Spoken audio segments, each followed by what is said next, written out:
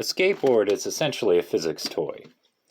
It uses a combination of simple machines like the wheel and lever and combines them with the principles of inertia and momentum to make tricks possible. That's basically how it works. That's how we can do tricks. Small changes in your skateboard can have huge impacts on the way your board feels and how it behaves. If you've skated for a long time, you've probably experienced a board feeling right. The board just feels good. You don't know why it does. This happens when a board is set up perfectly for how you are using it. Note, this is for how you are using it, because this can change depending on what kind of skating you're doing. Like I skate ledges, my board setup is set up for ledges. If I was a vert guy, it's set up a different way. Anyway, mission drives the gear. Each board setup is suited to a different environment. A year ago, I was skating nothing but rough asphalt and old sidewalks. I needed big, soft wheels if I was going to have any fun.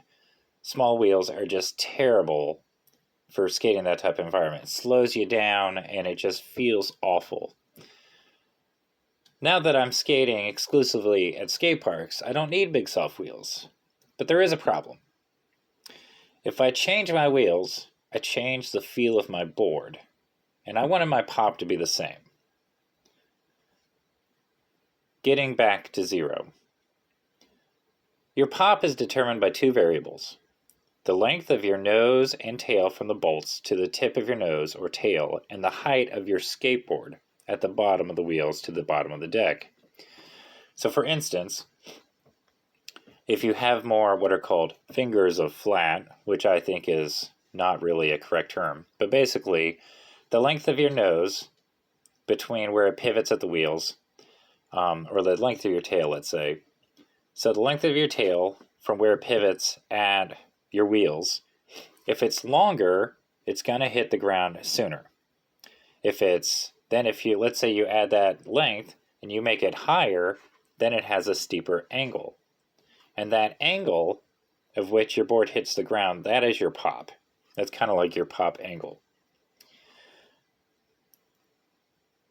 If I wanted smaller wheels, I would change the height and therefore change my pop. It would be more shallow. It would be a shallower pop.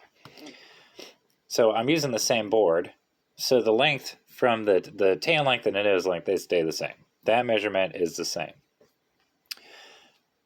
But here's the thing. So if I put on smaller wheels, then my tail will hit sooner. It'll change my timing. But what if my board height stayed the same? Luckily, I have the right stuff to test this out. Math. The radius and not the diameter of a wheel affects skateboard height. Since only half the wheel sits below the axle, a 60 millimeter wheel becomes 30 millimeters, because half. The radius, not the diameter, is what changes the height.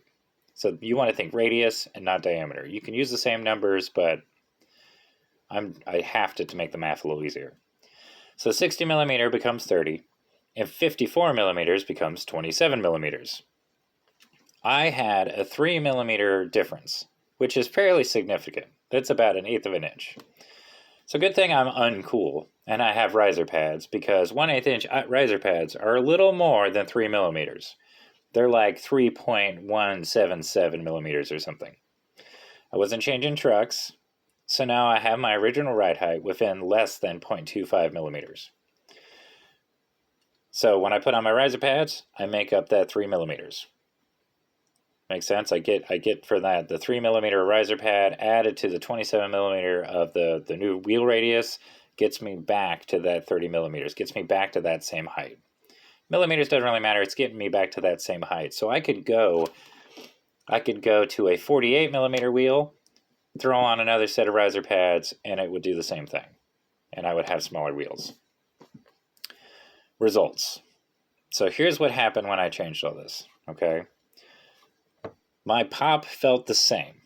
It's technically a little taller, but it's like very marginal, but it felt the same.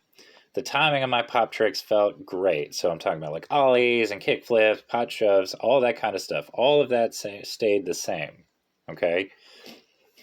Now, I had some unintended consequences because of this.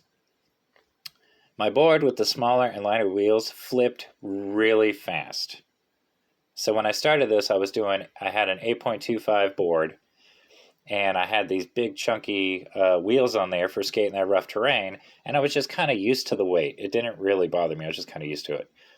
I threw on the smaller wheels. The pop stayed the same, and then all of a sudden, it is flipping like crazy fast. And I'm thinking just because it's lighter, I didn't need as strong of a flick to get it going. So I also had more room to land grinds. That was kind of the point of why I wanted to go to smaller wheels. The big wheels I had, they covered up my hanger a little bit more than I wanted, and I wanted more room to grind. So I had more room to land grinds. That was nice. They did feel a little slippery, and I think that's because of another issue that I'm going to talk about in another video. But the wheels felt great at the park. There was less speed, and I felt, and that's just the nature of the wheels. So like if you have big wheels, you don't get a lot of acceleration, but the speed that you get, you pick up faster and you keep your speed. Whereas if you have smaller wheels, this is why skating on like rough terrain is like really crappy and horrible with smaller wheels. Every little bump and every little thing that it has to overcome just slows you down. You accelerate really fast, but you slow down really fast, and you don't really keep a lot of speed.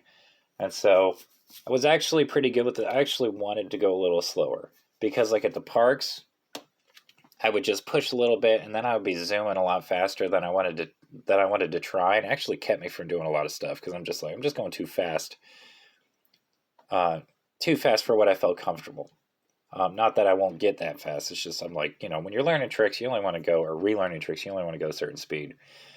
The angle that my board sat at on grinds, it also felt better. Because I had, because that's kind of another advantage of doing the riser pad and the small wheels or whatnot, is that like all that height wasn't at the wheel. So I actually stayed a little flatter. The angle was like less extreme because I didn't have the big wheels when I'm on the grind. Okay. So in conclusion, the math worked out, and I was able to switch wheels without messing up my skateboard's pop. A side benefit was a lighter board and more room for grinds, and I didn't feel like I was at too steep an angle. So there's something. Here's the takeaway, and this might not apply to anybody besides me because I'm a weirdo.